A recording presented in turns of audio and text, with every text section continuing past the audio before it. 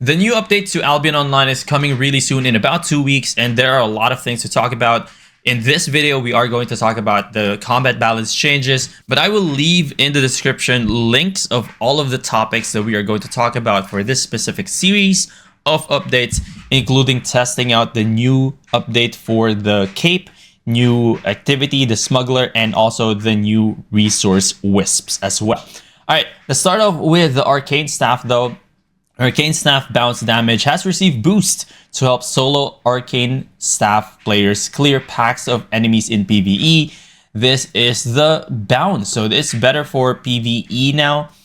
The bounce damage has been almost doubled. Now, I can also see this as potentially being used in, say, in corrupted dungeons. Obviously, you can bounce things off of mobs and attack your enemies, but that's probably going to be less of an occurrence in this specific update.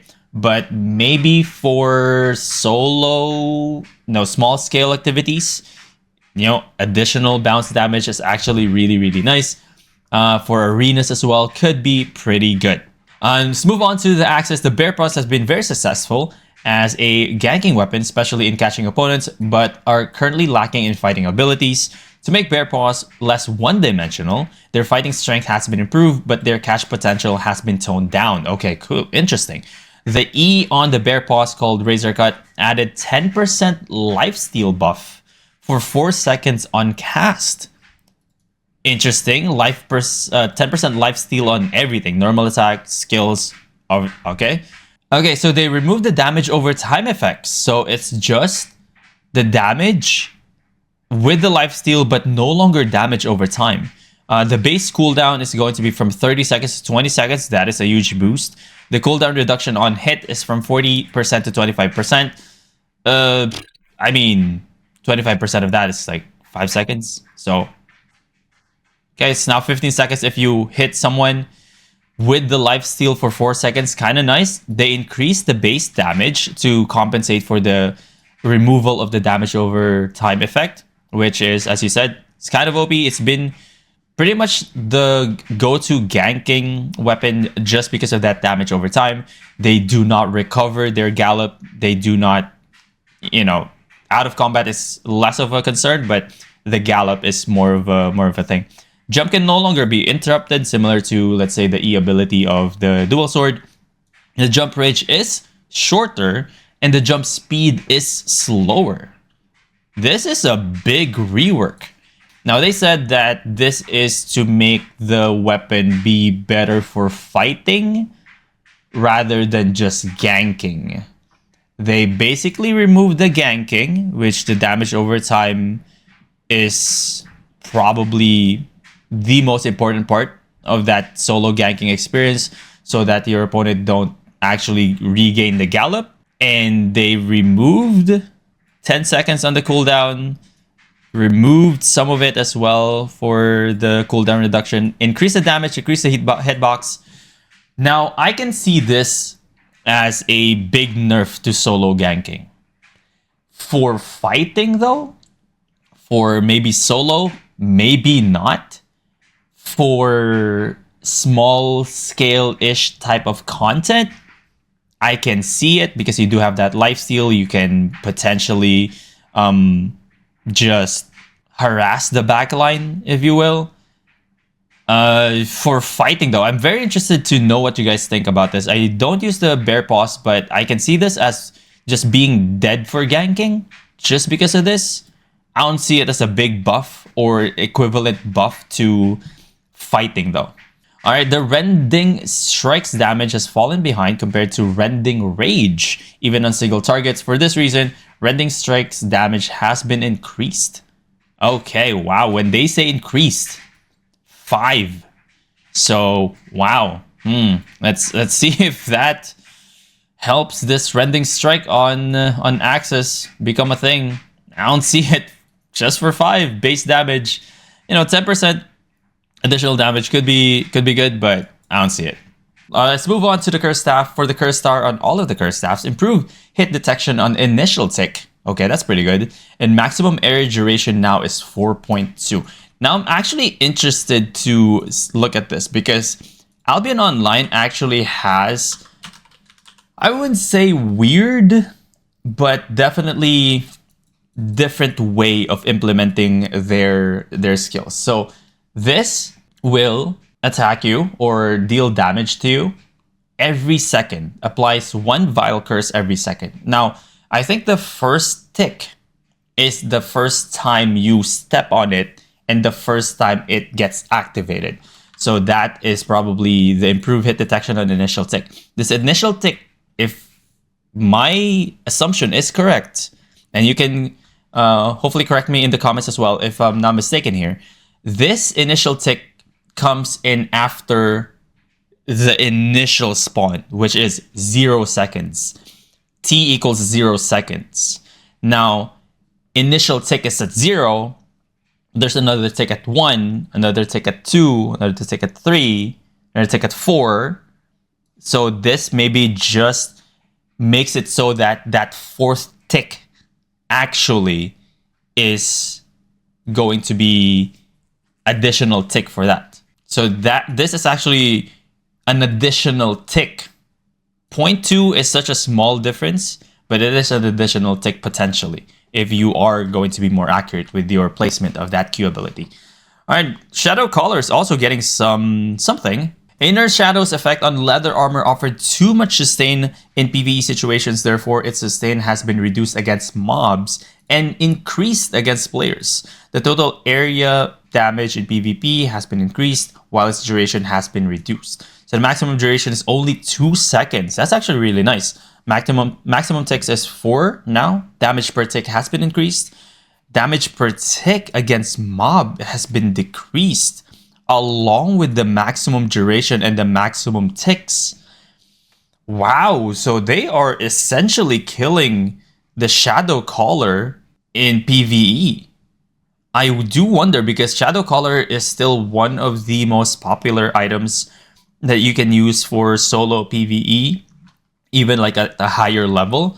They did nerf the Hellion Jacket like, a year and a half ago to prevent players from soloing group dungeons using the Shadow Collar. Now they're nerfing the Shadow Collar in PvE significantly, I would say, because maximum duration has been reduced and maximum damage per tick has been reduced against PvE. For PvP though, this offers a little bit more of like a burst damage. You can probably just cast this on a slowed opponent and you should be good. You will be able to complete all of those ticks, or maybe just miss just one.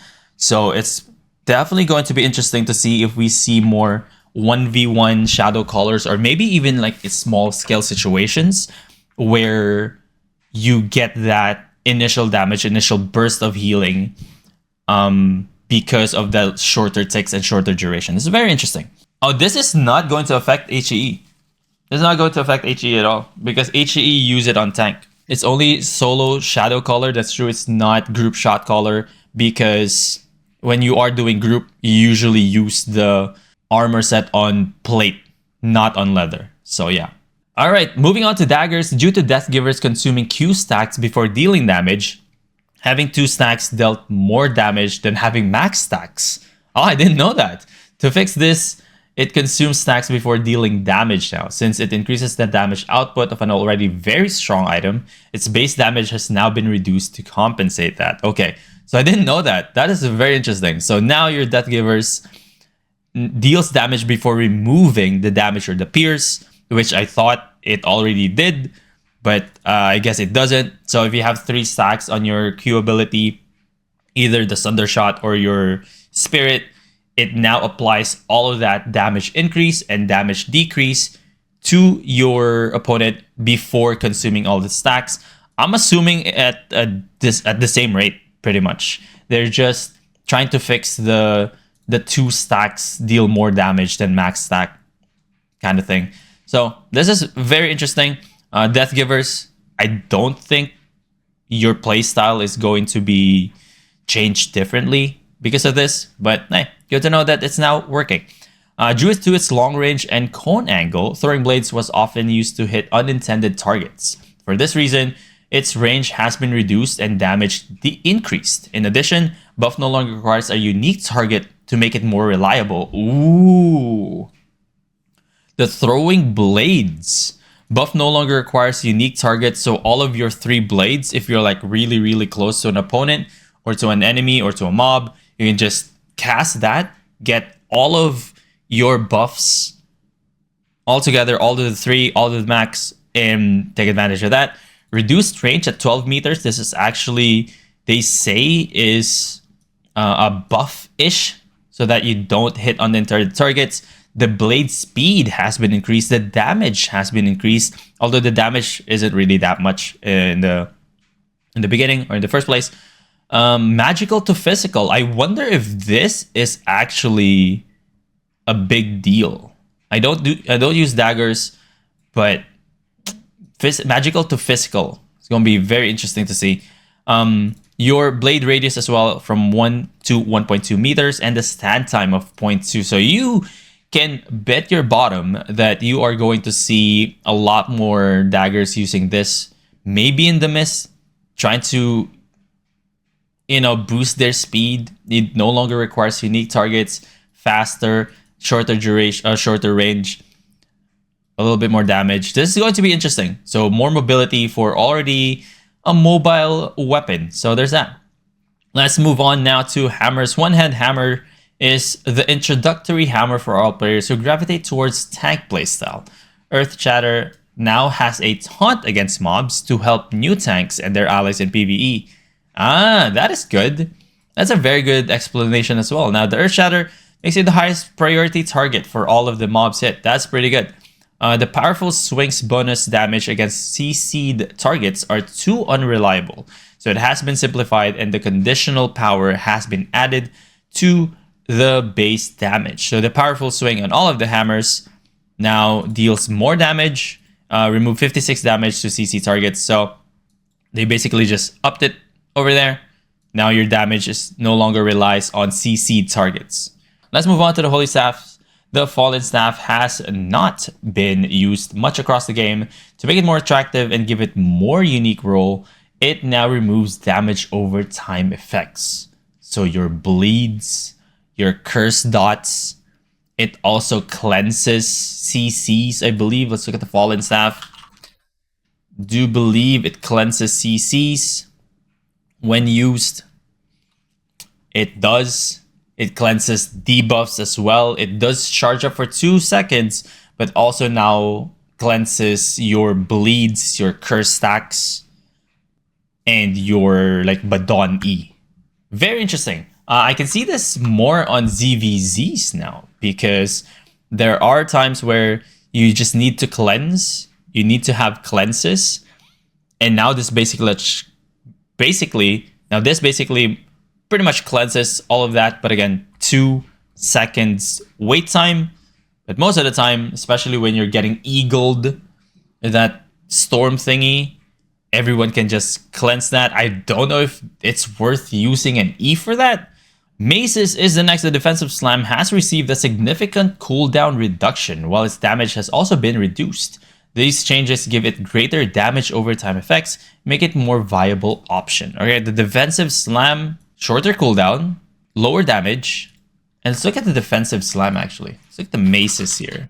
Alright, so the Q1 now deals less damage and shorter cooldown. That might actually be a big buff. It is already buffed in a sense, because your 3 seconds cooldown as of recording this video gives you damage resistance by 51 increased damage resistance and crowd control resistance for 4 seconds. Now they're reducing it to 2 seconds. You basically have your resistances up pretty much all the time, especially in a 1v1 situation. We've seen Coco use this very well. Increased damage resistance, 3 CC resistance all the time now. It's always on. Very interesting. The Threatening Smash cooldown has been significantly reduced to make it more viable for brawling playstyles. This slightly reduced Carolean Cape's burst damage. Ooh, interesting. The Threatening Smash as well. Another Q ability. Lesser damage, lesser cooldown as well. Again, I like this change. I've been trying to do, group dungeons tanking. I kind of like this. 4 seconds cooldown, lesser damage. You're not really using it for damage. You're using it to deal more threat so that your DPSs and healers don't get targeted.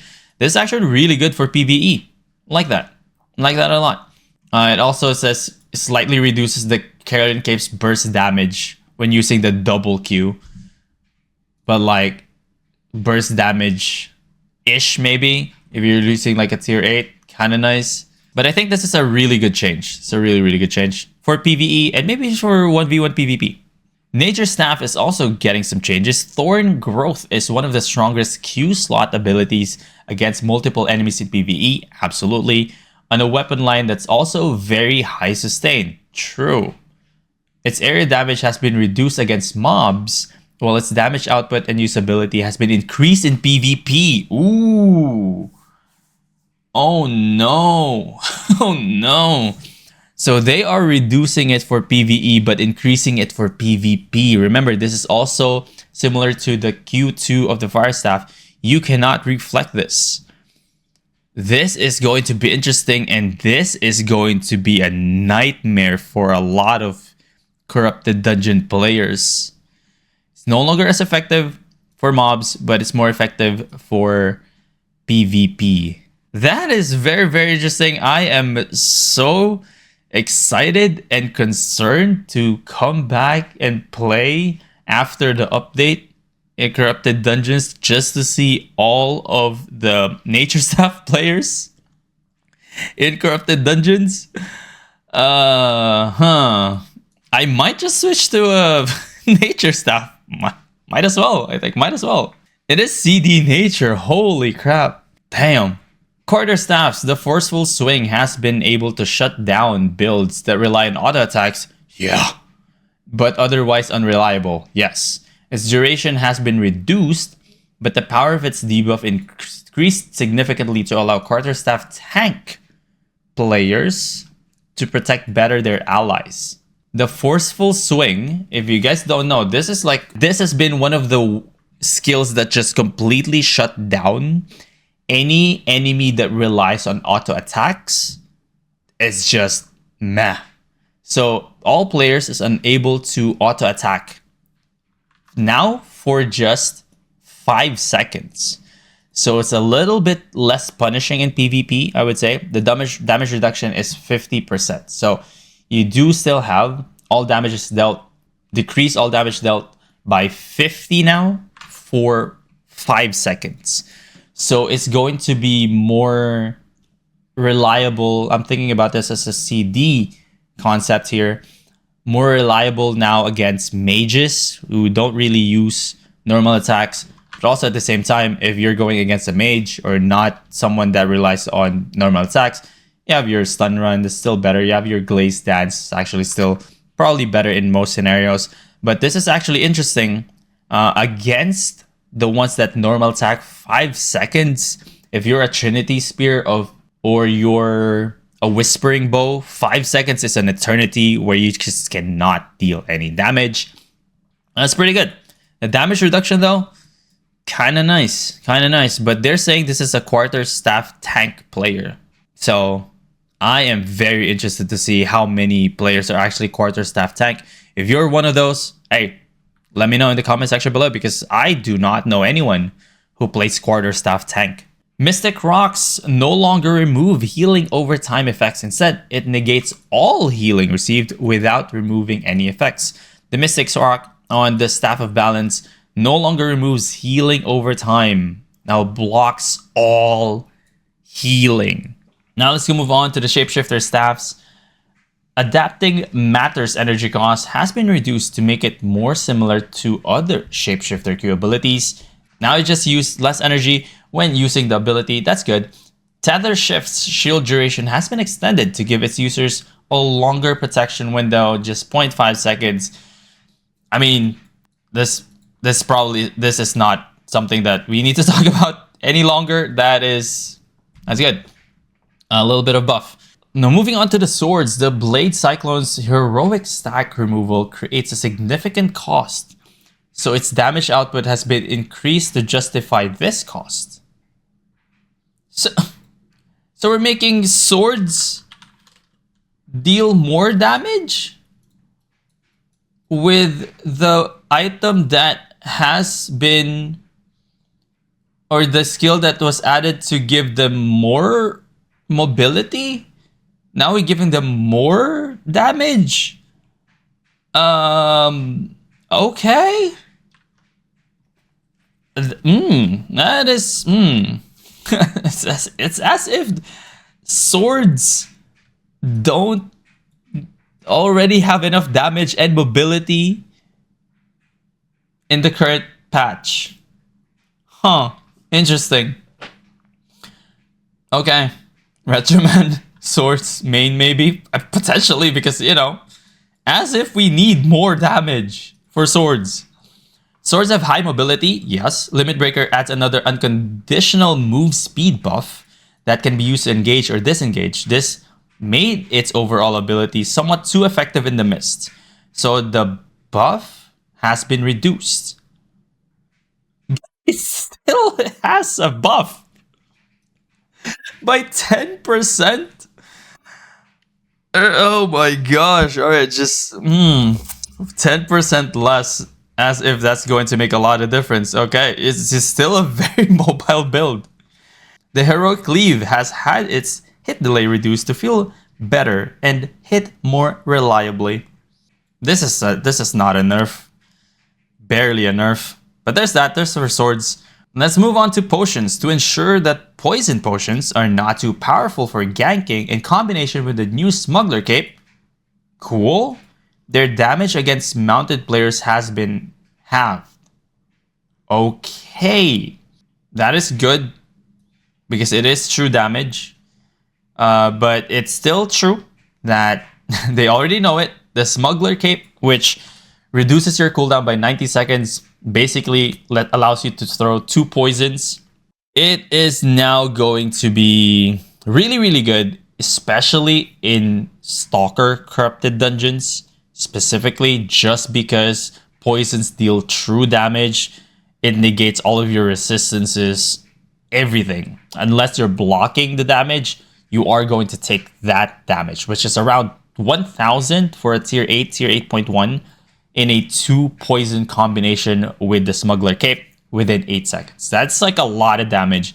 That is not channeling. You just throw that, deal more damage, throw the next one, deal more damage, and it's basically going to be very difficult to negate most of that. It's going to be very interesting to see that maybe like on a Trinity Spear, or maybe a Quarterstaff, a dual sword. Things that can deal a lot of damage in a short period of time and also has mobility. It's going to be very, very interesting. Keep your, I don't know, take Gigantify potions to counter this. Yeah, I do believe the solo ganking with the Bearpaws nerf. That's right. Rejoice with the Smuggler Cape. You're going to sell more potions, bro. More poison potions. With the additional nerf, as Aha has said, to the Bearpaws, it's not really going to be used for solo ganking anymore. Alright, for the mounts, the Spectral Bat, Spectral Direbor, Divine Owl, and Saddled Terror Bird's spell no longer interrupts their gallops. Thankfully. Thankfully, okay, there you go. When you're galloping and you use your Spectral Direbor Invis while trying to run away from gankers, it slows you down, which doesn't make sense. It no longer does that. That's pretty cool. So that is it for the changes, for the combat balance changes. And again, there are a lot more. So click the link in the description below for the next video for this one. Very interested to see though. Solo ganking nerf. A bunch of damages increase, some nerfs. And I think one of the biggest one is like the Bearpaws. I don't think the Bearpaws is actually going to be used for fighting. But we shall see. Maybe in small scale. and other things like the throwing blades is probably just going to be used each time, every time now in your mists. And the nature staff. Get ready for nature staff CD in Stalker, Corrupted Dungeons, and even maybe Slayer. So what are your thoughts, ladies and gents? Leave them in the comment section below. Or better yet, join us live on Twitch and discuss with us at twitch.tv/Birdstone.